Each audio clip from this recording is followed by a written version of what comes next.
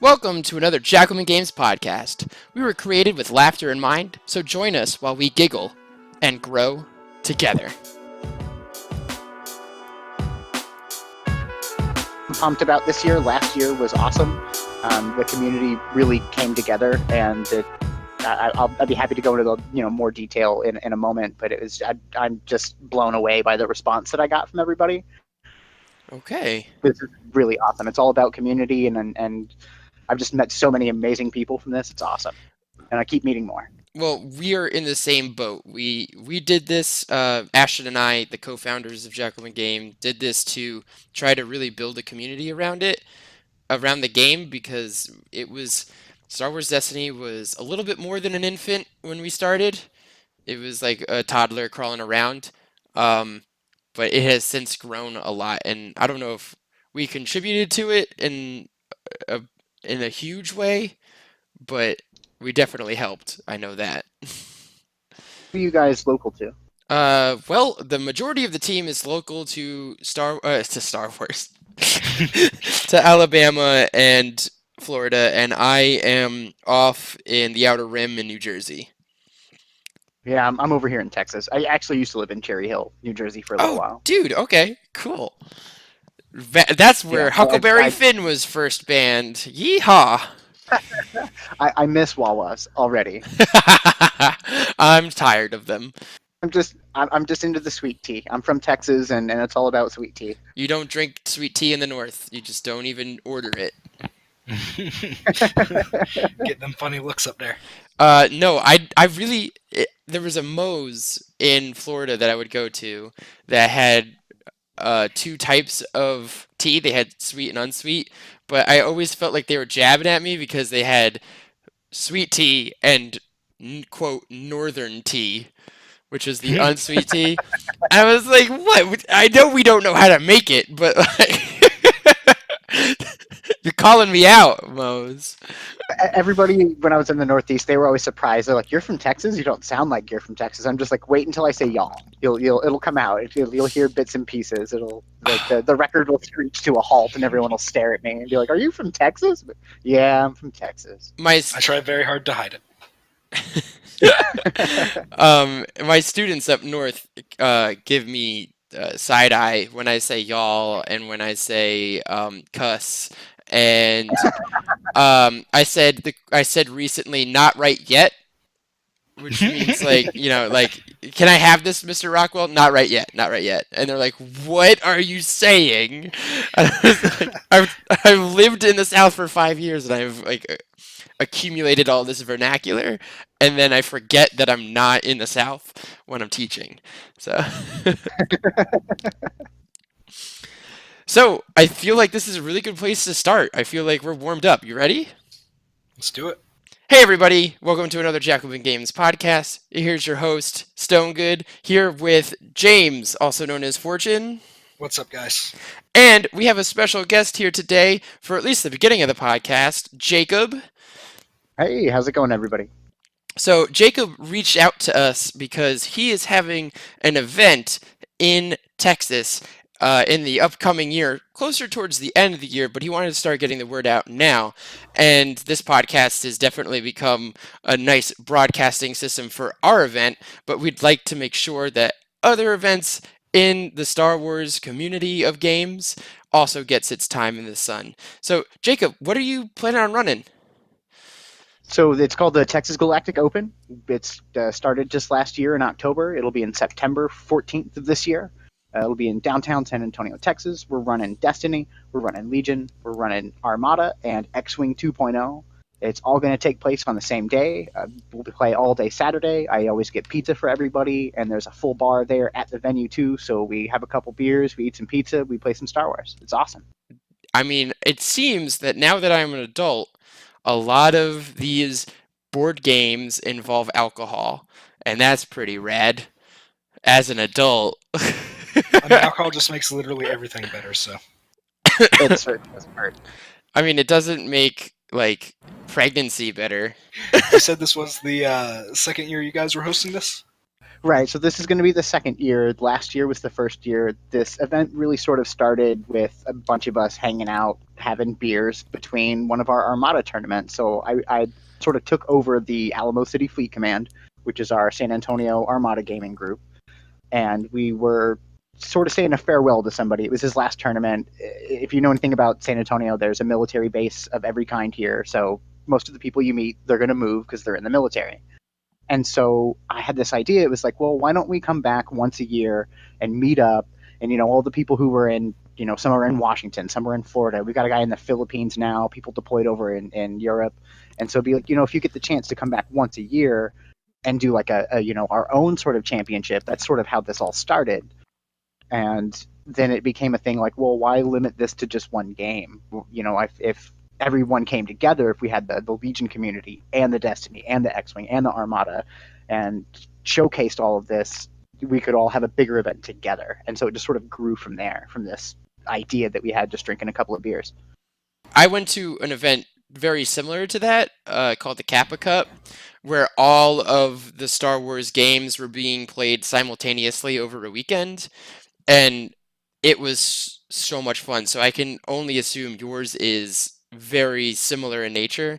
So if you got the chance, what day is it again? What day is it happening? It's Saturday, September the 14th. Okay, so if you're in the area, go. I highly recommend it. We had some trophies that I got custom ordered for the winners. I'm trying to get some more this year to have more than just the first place ones. There's some community awards I want to give out to, just to recognize people like Bernetta, who is our Destiny representative for the Texas Galactic Open. She's just been amazing taking over that part of it. And so, a way to say thanks is in the works. The driving force of the event is really the communities. These Star Wars communities are full of some really amazing people, and getting an opportunity to, the Destiny players get to hang out with the X-Wing players and the Armada players with the Legion players, and we can talk because a lot of us play more than one game. And so it was really cool to get a chance to talk to the people who are very, very into the games and compete on some of the highest levels. Bernetta is usually at Worlds for Destiny.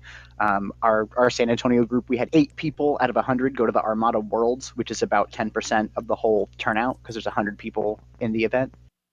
So it was just very, very strong gaming community here. And so when you show up, you get to not only meet people who are new into the game, but you'll meet people who play at the highest levels as well. So we got to hear about your event and your community of people around you. I want to hear a little bit more about you as a player in this wide world of Star Wars games. Absolutely. I started at the end of 2017 in about August. I like to be busy all the time, and at that particular time I had a lot of free time. And so I came up with a little website. I wanted to write about games and board gaming communities and stuff, and didn't really know much about them. So I started to go out to my local game stores and just see what people are playing, see what all, because there's, Kickstarter stuff exploded a few years ago, and there's just all sorts of new stuff. And went to our local Dragon's Lair, bumped into some guys from the Alamo City Fleet Command, saw the big angry space triangles, fell in love immediately, and just started talking about the game. And so I got into that. The person who taught me how to play the game, his name's Justin Curtis. He got second place at the first year of Worlds, so all of the first games are just getting completely annihilated because I'm learning the game and I'm playing one of the world's best. But over time, that tempers you, and then you learn from all of those mistakes because you're going to make a lot of them playing a game like Armada.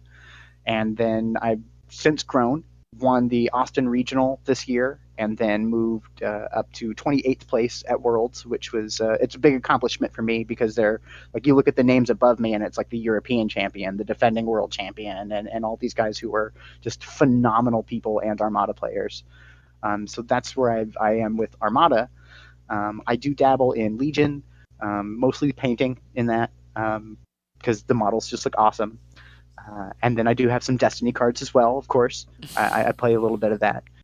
Always trying to get my wife into these games because if you're married, you get the wife in it and your budget for the game goes way up. I have yet to convince my wife to get into these games, though she did play Yu-Gi-Oh with me a while back, 10 years ago, actually. But yeah, we spent a lot of money on Yu-Gi-Oh when we were both into it. Yeah, she's not a huge sci-fi in general fan. I know, gasps, but so getting her into the Star Wars games was she's still not into him. I'll just leave it like that. We're weighing our options. I mean, the only science fiction really IP that I enjoy is like Guardians of the Galaxy and Star Wars. That's really it. Yeah, I've always been a fan of the games. I grew up playing, on the Super Nintendo, playing all the Super Star Wars, Super Empire Strikes Back, and all that. And it was something my brother and I grew up doing. It's getting into the Alamo City Fleet Command and just getting back involved with Star Wars has been sort of a really big growing experience because my brother passed away a few years ago. And so there was this period of time where it was like everything's just reminding me of him. We grew up. He was my older brother, so he had to take me everywhere, and he was always light side. I was always dark side, and so it was perfect when we would get the games. We started with that old collectible card game. He's light side. I'm dark side. Perfect. And so after he passed away, it's like really difficult to see anything Star Wars, and Rogue One had just released a few months afterward, and so it's just everywhere. And getting in the Alamo City Fleet Command and doing that was like the first time I really confronted that and just rip that Band-Aid off and say I have to live my life. There's time to grieve, but I know he didn't want me miserable. So there's a lot of growing as a person in these gaming communities. I think that's something that's often overlooked when people think about gaming. They just think big sweaty nerds and dice and Funyuns and Mountain Dew, and there's really amazing communities, and you grow together, and it's really awesome. That's very well said. That's super cool. I wanted to say that the Alamo City Fleet Command is one of the dopest names for a gaming community ever. I wish I could take credit for the name Alamo City Fleet Command, but our founder, it was Justin Curtis, and he's since moved to Spokane, Washington, because he was in the military. His job moved, but so they've been kind of big shoes to fill. But I just took over the group. I just sort of do all of the work because I like to do work. I'm weird. I like to organize the events and bring people together and have a good time. Anything you want to jump in on with James? I did have one more question about the event. You were talking about getting some custom trophies made up. Have you guys looked at doing or asking for donations from other groups, trying to get content creators involved, or try and get things sent to you for extra prizes, or is it mostly just come and hang out fun type of day? So there's a lot of community that went into it last year. So we have a local store here, Nightwatch Games. They recently actually got the Gamma Best Overall Store of 2019, and they highly deserve it. They're amazing people who do amazing things for the whole gaming industry, not just for us in the Texas Galactic Open. But without them, last year wouldn't have even been possible. They basically let me go in and raid their whole store, get all of their terrain, all of their mats, and then just go use it. They donated some prize support as well. So a lot of that prize support did come from our local gaming stores, because that's, of course, a huge part of our community. Without them, we don't have venues to play at and places to buy all of our favorite stuff. And so we also reached out to Gold Squadron Podcast for the X-Wing stuff. I really only planned it about 2 months before it happened last year, so I threw it all together, and to me, it's just this really incredible story of the community rallying behind me. Because without all that support, without Gold Squadron, and I'm kind of going all over the place here. I'm all excited talking about the event now. That's fine. Go I just ahead. want to tell you everything about it. So there is a lot of community support. We had Gold Squadron Podcast supply us with a bunch of alternate art cards. We also bought a bunch of them from them because it's not free to print all the stuff out. As far as donations goes, we're happy to give away anything that, like, if you're a content creator, we're happy to take some prize support or just a card or a flyer or whatever. If you make, I know there's people who make really cool dice trays for rolling dice. In Armada, you have little boards for holding all your cards and shit, so you can just stack it up and go to the next table and move, and it's made for designed for tournament play and these kinds of events. So we're always happy to showcase what the community is doing, because that's what it's all about. I think I know where James is going with this. If you need any stuff for at least from Destiny content creators, we can definitely hook you up with some stuff. And can give you contact information to other content creators that would most likely be willing to donate some things to your event to give away for at least the Destiny portion. That is almost definitely what I was going for. Going back to like the whole community being an amazing thing. Anytime that you reach out to people that make creations for this game, they are generally more than happy to donate their stuff and get their name out there and get you some awesome prizes for everything. So it sounds like you've already got the community aspect down, which is the most important part. So grab a few prizes from some people, and it'll be a great time. Yeah, it's going to be awesome. We had about 60 people show up for the first year, and I'm expecting at least twice as many this year. The biggest holdback for a lot of people was the ticket prices were $30 a ticket, and nobody really knew who I was. Like I said, I only had a couple months of planning, so there wasn't time to do interviews and really get the word out. So people who knew me, they were on board almost right away. But the people, say in Dallas and Houston, where I'm not there very much, they were sort of apprehensive. But everybody said, $30 was a steal. In addition to all the stuff that was donated by Nightwatch, I bought a bunch of prizes, of course, with the ticket money. I bought food for everybody. And one big thing was that FFG sent us awesome cards. When you have a community event or like a charity event, they give you what are called community cards. And they gave us some for every game. And so it was like spot gloss executioners for Destiny. It was a spot gloss double-sided CR90 that you could have only got, I think, usually it's like at Gen Con, you get these kind of things. And so we had amazing official support. We had awesome stuff donated. We had a whole box of Rebellion donated that we just gave away. That's, $100 board game right there that just, here's your prize. And so everyone was like, yeah, $30 is well worth it for the event. And so I expect that word of mouth. Everyone had a good time, and of course I did too. And so I expect a really good turnout this year. And I'm the kind of person I'm already thinking about next year and building off of it. That's awesome. Well, it's only like a 13-hour drive from where I am to you guys, so might be viable to come out and say hi. You're not allowed to go to Houston before you come see me. I mean, so you got to come see me before September 14th. Listen, that's between you and Eric. Yeah, and it'll be in San Antonio, so you don't even have to go to Houston. You just get around that. You just drive straight past it. Yeah, you just come past, what is it, Lone Star, I think is the city there just north of it. Just an ammo factory. See, I can just get around Kevin's rules, no problems. I didn't mean to say Houston. I've been listening. I meant to say San Antonio. But I'm very non-familiar with Texas and its geography. That's no problem. San Antonio is basically central. It's, if you just picture Texas right in the middle, and a little south of that middle point would be San Antonio. And then about 60 miles north is Austin. And then a majority... I don't know how many miles it is, but like a true Texan, I know how much time it takes to drive there. It's about 5.5 hours to Dallas. A majority of my knowledge of Texas came from Sandy Cheeks. Oh, God.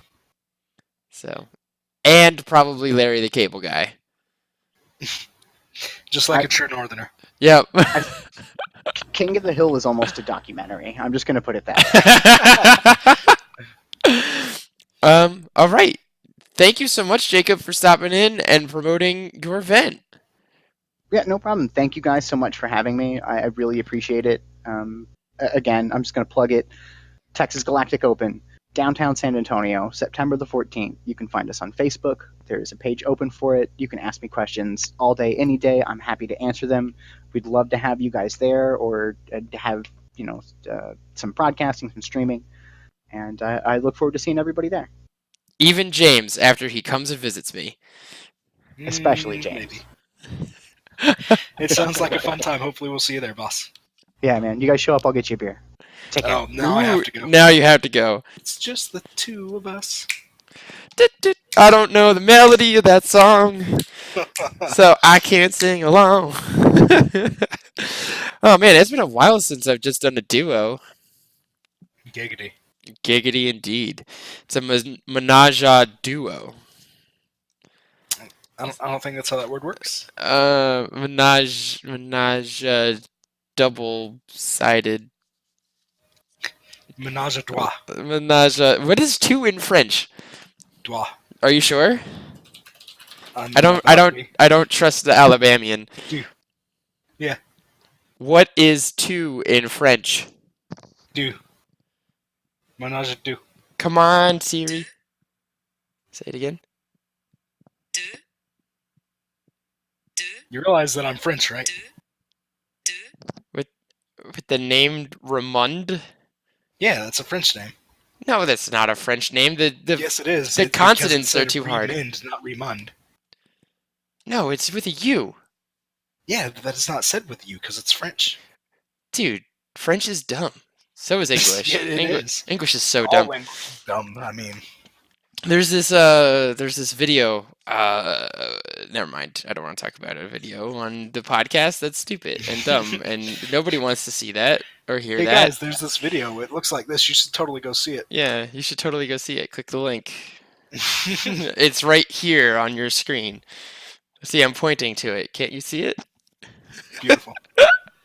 Okay, so the main event of this podcast this week is my locals, Highlander Games in Boonton, New Jersey, is holding a league that I became a part of. That's going to be every Saturday or Wednesday. We go in and play a league game. But the way it's starting was very interesting idea that I've only heard be said and I never got to participate in. The store owner Scott, he sent us a message on Facebook telling us the rules of this format. So he's calling it Starter Progressive, where each player will choose one of the conversion starters and will start the league with just that plus 4 packs, and the hero/villain rule is suspended. Each week of the league, players will get 1 booster pack to add to their pool, and for every 2 losses, a player may choose to add 1 additional pack to their pool. So if you go in, lose 2, instead of just having 2 packs, you'll have 3 packs to readjust your deck with. So depending on the number of signups will determine the length of the league. So we ended up having 9 players sign up. So this is going to go all the way till June. And it's going to be convergence only, which is crazy, actually. So we actually did something very similar for the last set that came out. And it was a really, really fun time. We ended up with a lot of decks that you wouldn't normally see. Like mine was 3 wide with a Wookiee Warrior in it. I mean, who plays that? Dr. Maul does on our Patreon. Hashtag totally not a plug. Hashtag go via Patreon, sign up. But yeah, these escalation leagues are great for a lot of reasons. One being that it helps like new people get into a competitive environment where everyone's kind of on the same power level, and also it just kind of evens the playing field and lets everybody play some jank that you would never see otherwise. I mean, I'm all for playing jank, especially with a new set. I haven't done a lot of constructed with convergence, although on the last podcast I said that I was an expert. I really am the exact opposite. I'm not an expert in convergence. I think we figured that out on that episode. I mean, yeah. Yep. I don't even have my binder nearby me, so I can't flip through it. That was a good auditory gag, wasn't it? It was the best. But so I brought this question to our Discord, and I bring it to you, Sir James, that it was which starter deck should I start with? And I haven't clarified whether it's a 2 starter deck start or just a 1 starter deck start. But I think for the sake of this conversation, we should follow the rule that it is just a 1 starter deck start. So you start with 20 cards. Yeah, most of the events that I see like this are just single starter deck starts because it's already expensive enough with a starter deck and the packs you gotta buy. And I've already bought 2 of each one, and I'm not about to break them out of my binder to use. I'm not about to do that.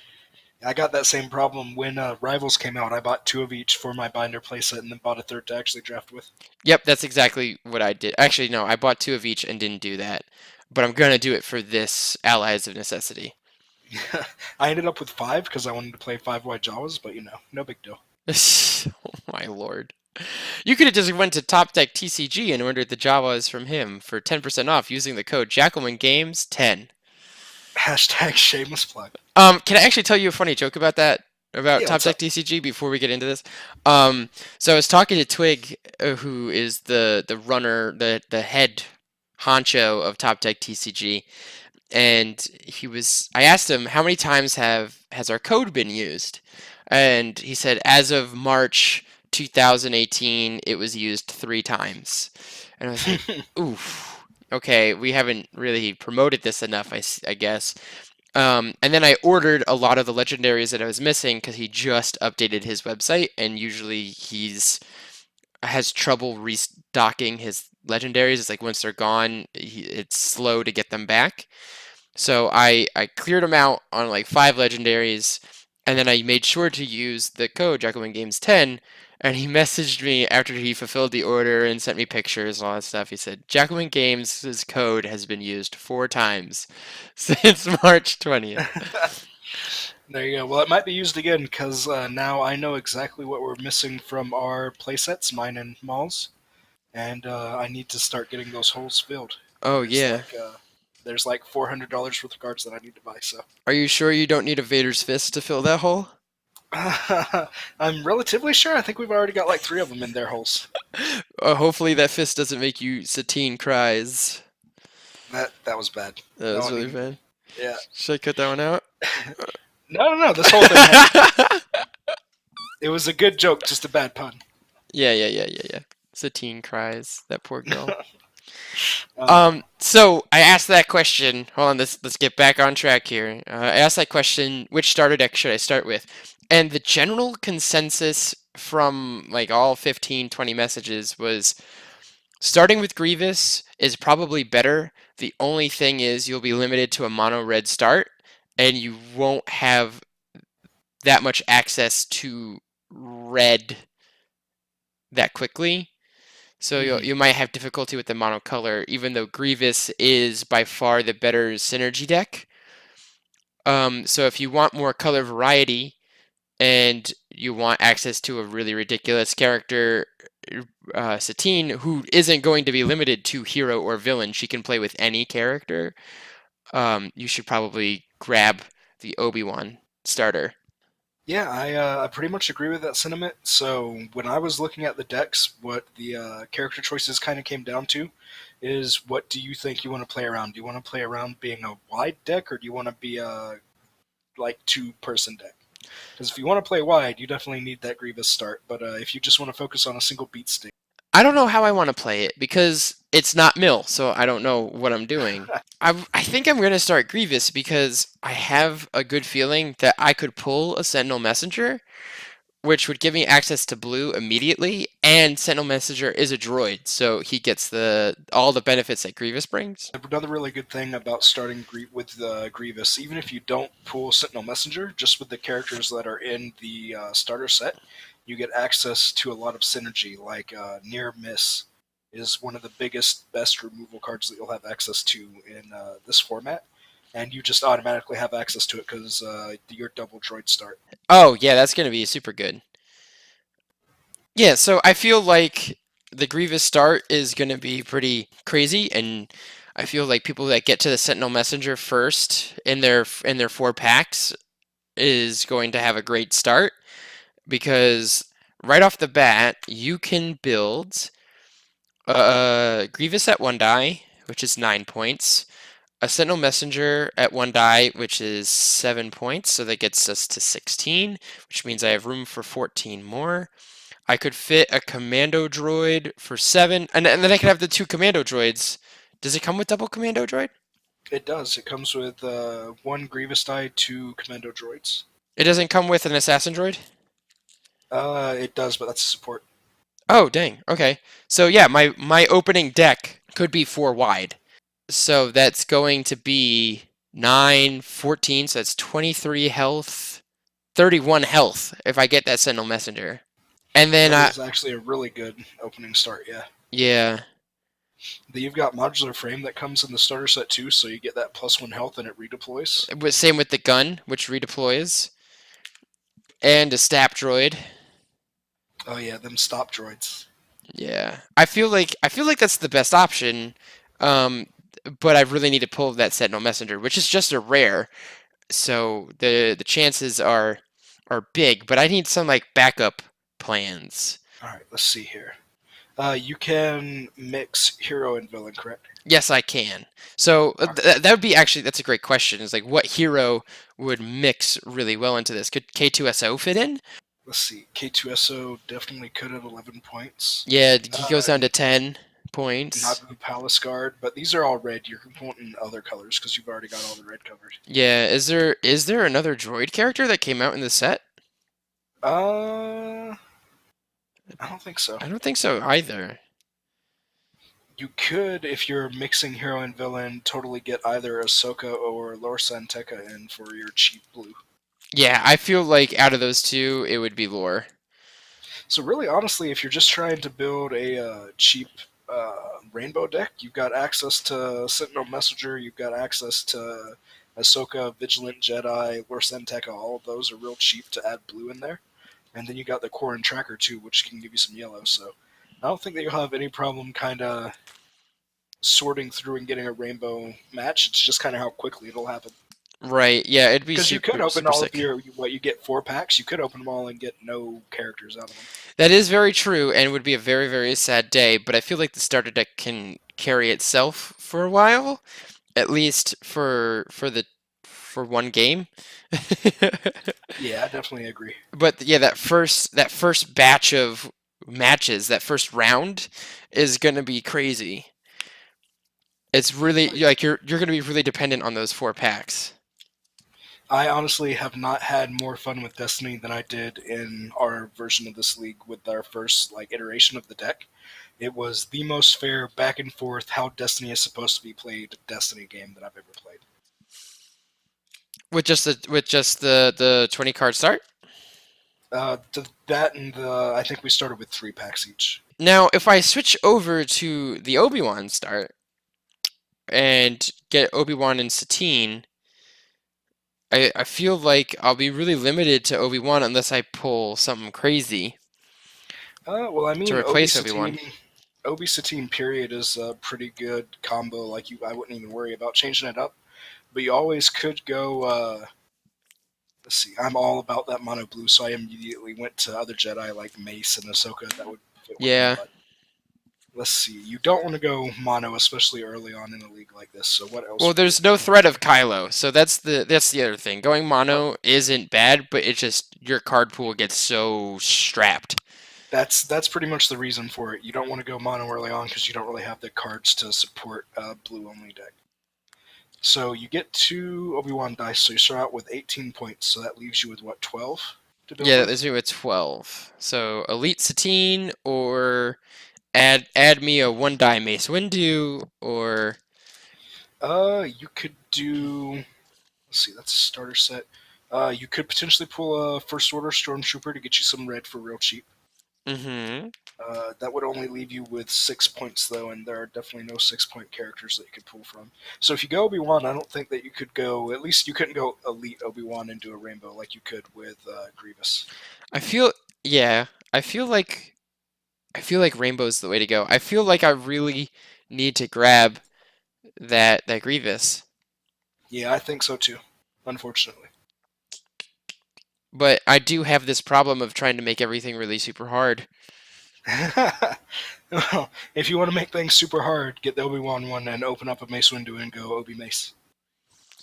I mean, that would be pretty crazy. It would be. And then, man, just watch. I'll pull everything that would be glorious for Obi start on my first 4 packs, but be General Grievous started. Yep, that would be it. All 4 of your packs are just blue only, no colors. Yeah, here's a Mace's lightsaber. Here's a GG. Yeah, the more and more that I look at it, Grievous is definitely the way to go for that. Yep. Okay, well, all right, podcast done. Bam! That easy.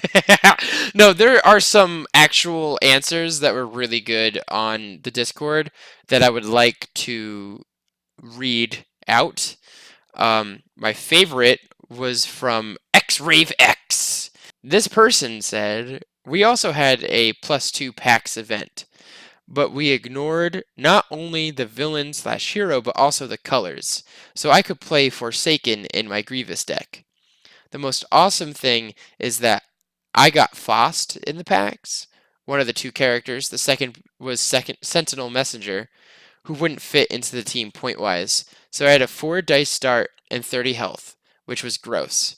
If you can ignore the colors, General Grievous start seems better. There's only one trash card in there. Shock Collar." Shot color ain't even that bad in a sealed type of event like this, but I definitely wouldn't use it. I had so many ideas, but as we were talking about it, it just became more and more obvious that Grievous was the correct way to go. Yep. And I feel like, I mean, my local community is pretty stacked.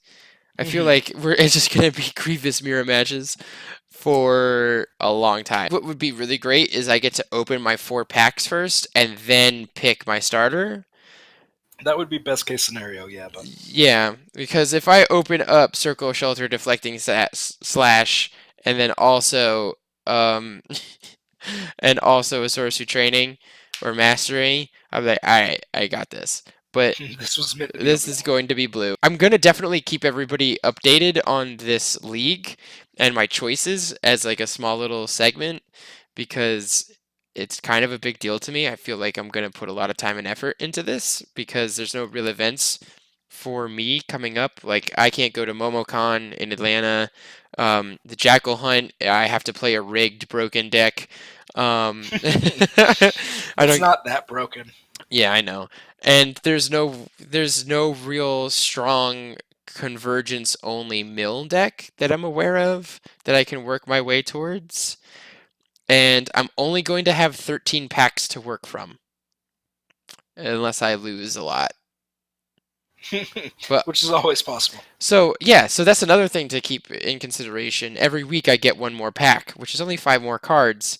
So, if I win every week, I'm going to have 20 cards plus 9, 45. So, I'm only going to have 65 cards to pull from into a deck.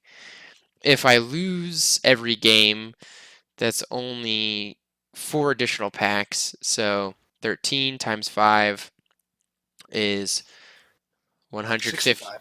is 65 additional cards total, or just 65 additional cards plus the 20? 13 times 5 is 65. Okay, so yeah, so it's only gonna be 85 cards to choose from.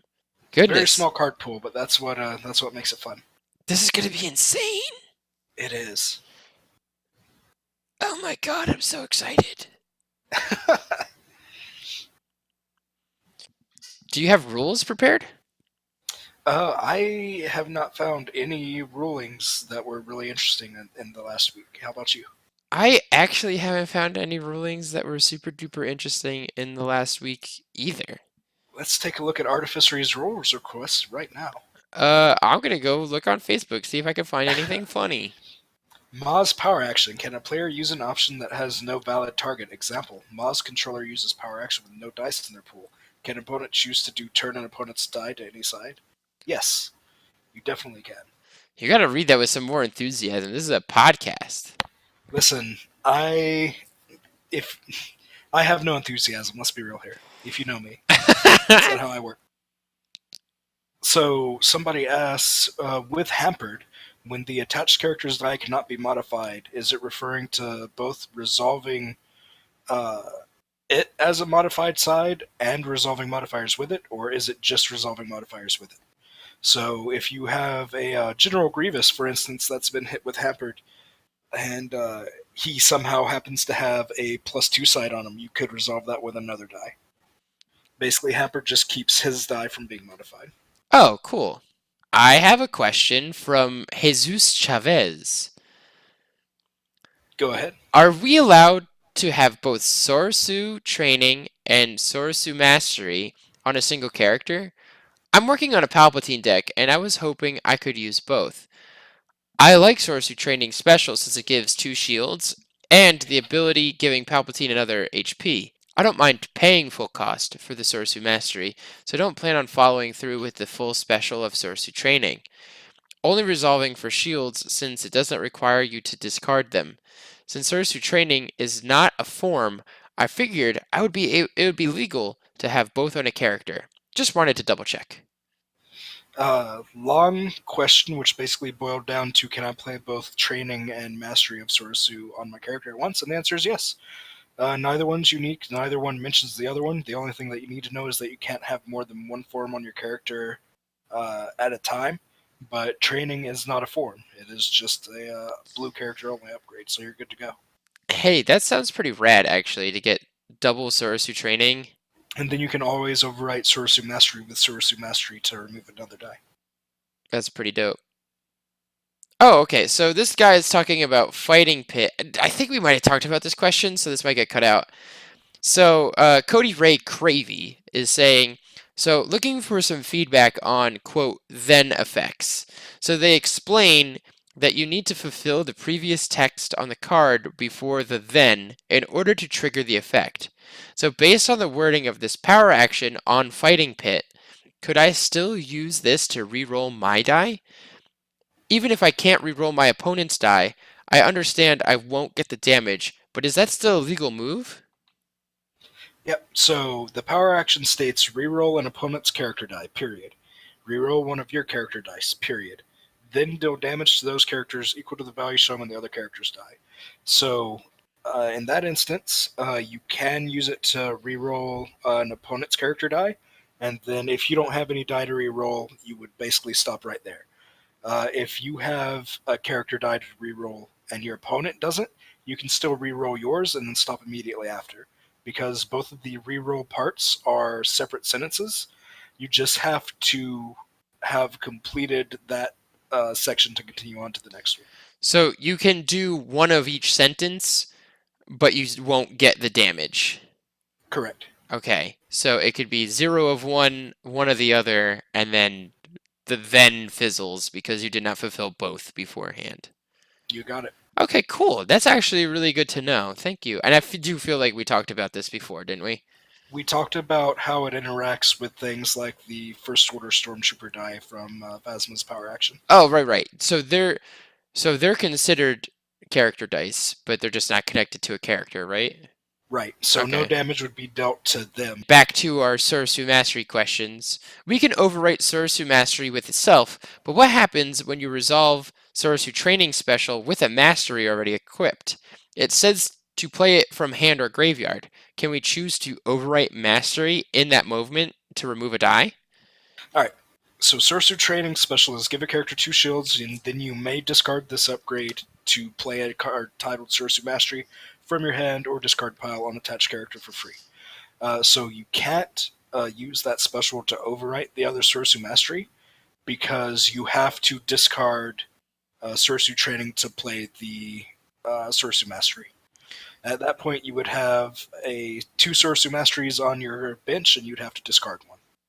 Okay, so it's not an overwrite, it just forces you to remove one as it comes down?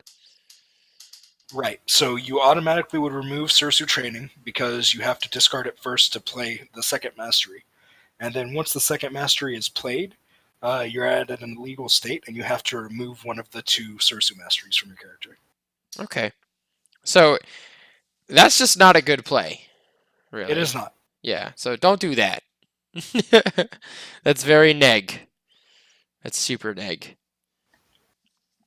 I would just give my character 2 shields and stop. Well, I guess it's not the worst. Like, if you really need an extra dice removal, because you are still playing Sorosu Mastery, so with the resolval of the special, you would gain 2 shields, and then also remove a die. You would just be 1 upgrade less than you were. Yeah, which, I mean, you don't want to do that. Useful in potential circumstances. 99% of the time, bad idea. Yeah. Yeah, don't let the fringe cases get in the way of the everyday. Very true. So that was that was a really good rules section. I gotta say, gotta pat ourselves on the back there for that. Good job. We were totally prepared. Good job, us. Good job. No, thank you to the Facebook community and the Artificery rules section. Where's that? Is that on their website or is that in their Discord? Their Discord, which is absolutely amazing, by the way. For anyone that's not part of it, you definitely should be. It's definitely way better than our Discord. Oof. Our Discord, our Discord It's is definitely used. more active. Yeah, our Discord is used for really this podcast. That's very true. We do have some discussions going on, but it's not super active. No. Yeah. So if you want to be a part of our podcast, please join the Discord and give me. I ask the questions every week. Every Wednesday, I post the question for the podcast when we're recording one.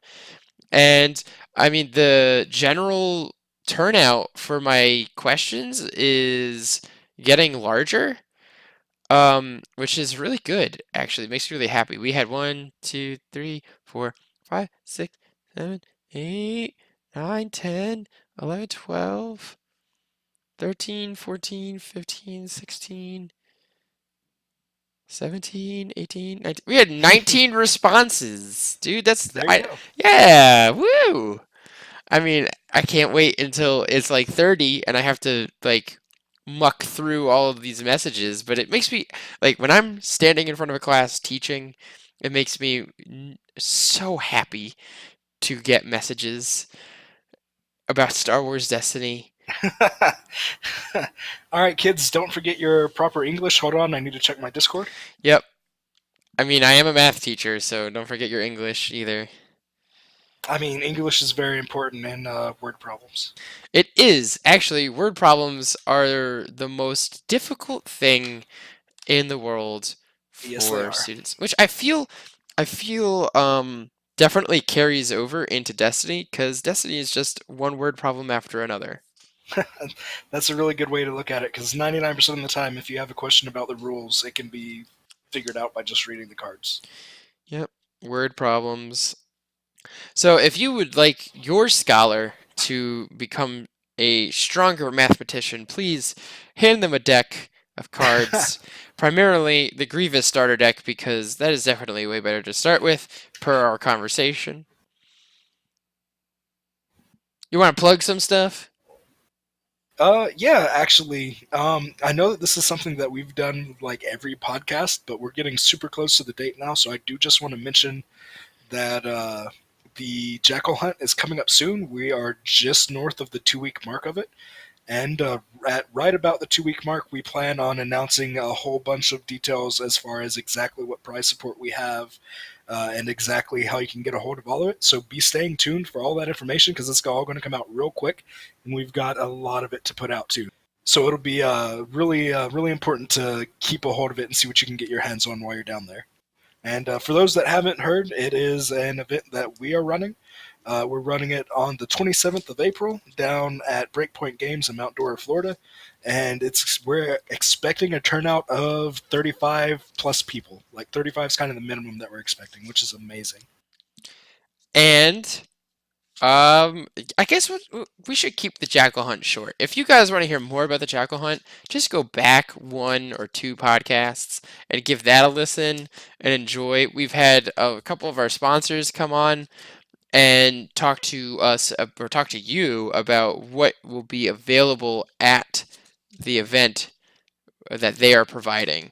And it's a really good cast and crew of content creators and more than just videos and podcasts. We are also getting people who create alternate arts and people who create deck boxes and character trays that are both metal and wood. We're definitely making contacts with a wider scope than most events, and I definitely pride ourselves in that. Or we definitely pride ourselves in that. I'm really proud in both how we've managed to pull this together in such a short time and how receptive the entire community has been to it. Like Jacob was saying earlier, the community really rallies behind everyone, and the community helps all of this happen. So it's amazing. So thank you for being part of our Jackalmen Games community and definitely supporting us in any way you can, be it a like or a listen or a comment or a subscription or a hit on our jackalmengames.com. Any of those things definitely makes us feel good. You ready for closing statement, dude? It's so late. It's so late. Yeah, let's go ahead and close it up. Okay, so the closing statement today is from Vindicator84. My closing statement is Jackal Hunt will be epic. Check out Vindicator Designs on Facebook. We're out. Bye, guys. Bye.